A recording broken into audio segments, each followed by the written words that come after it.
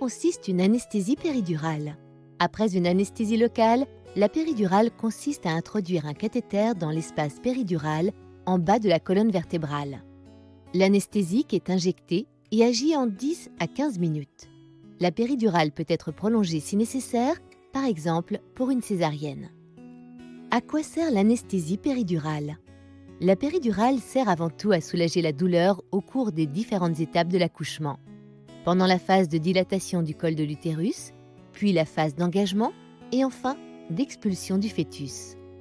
L'anesthésie péridurale facilite également le processus de dilatation du col.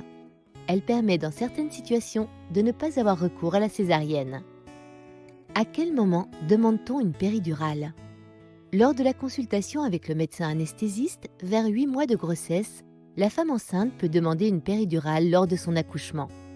Ensuite, au cours du travail, la péridurale peut s'envisager dès que le col de l'utérus est effacé et dilaté à environ 3 cm, et ce, jusqu'à 6-7 cm.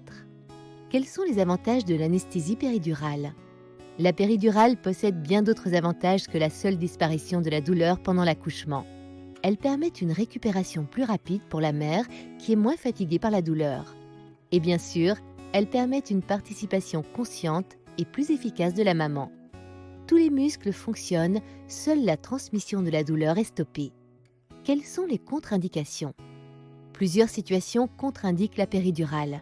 Si la patiente y est opposée, un contexte infectieux sévère, si la patiente présente une fièvre ou une infection cutanée dans la zone où on introduit le cathéter, des troubles de la coagulation sanguine, des affections neurologiques et certaines cardiopathies interdisent la pose d'une péridurale.